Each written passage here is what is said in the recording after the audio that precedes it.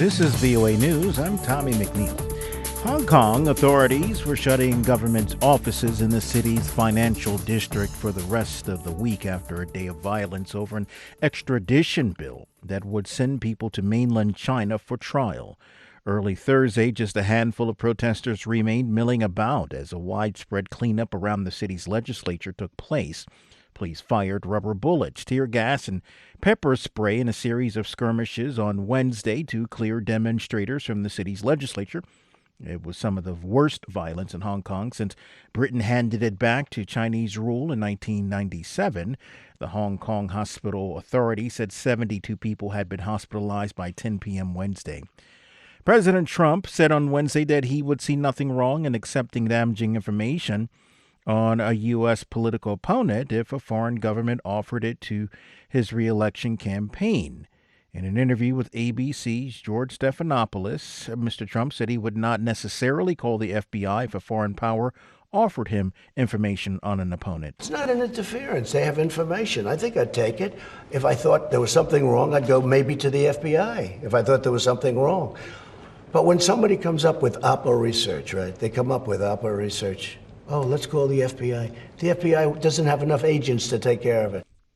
And Mr. Trump also said that he disagreed with the FBI Director Christopher Wray, who told Congress last month that political campaigns should contact the agency about any suspicious communications from a foreign government.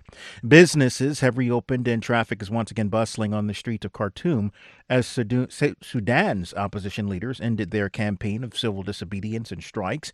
Protesters and the country's military rulers are set to resume talks aimed at returning Sudan to civilian rule. This is VOA News.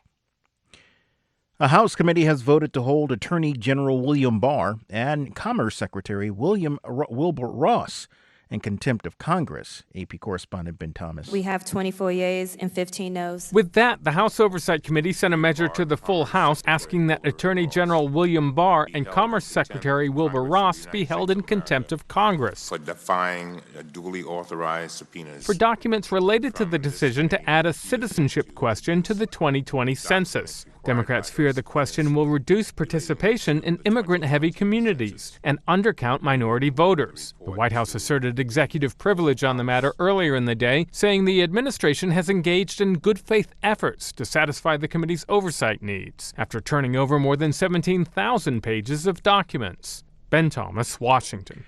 And President Trump said Wednesday that he would send 1,000 more U.S. service members to Poland as part of his broadening security and economic alliance.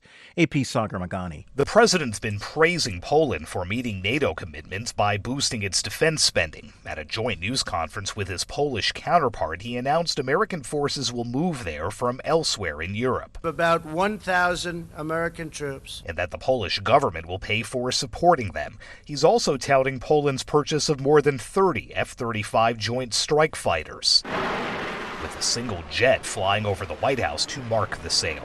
Sagar Magani at the White House. Russian police have detained opposition leader Alexei Navalny and hundreds of other people who attended a Moscow protest to call for a retribution against police who allegedly framed a high-profile journalist. The OVD Info Group, which monitors political arrests, said police Wednesday detained at least 400 people, some of them by force. The group said police began releasing some of the detainees while drawing up charges against others. More information on the shooting of baseball slugger David Ortiz. 5 people have been detained.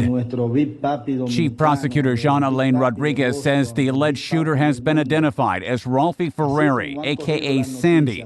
Witnesses say the shooting at a Santo Domingo bar was carried out by 2 men on a motorcycle and 2 other groups of people in cars. Police say the coordinator of the attack was offered about $7,800 to carry out the shooting, and the alleged coordinator was among the suspects in custody. Rodriguez did not talk about a motive. Meantime, David Ortiz's wife says the man known as Big Papi is in guarded condition at a Boston hospital. I'm Ed Donahue. More at voanews.com. I'm Tommy McNeil, VOA News.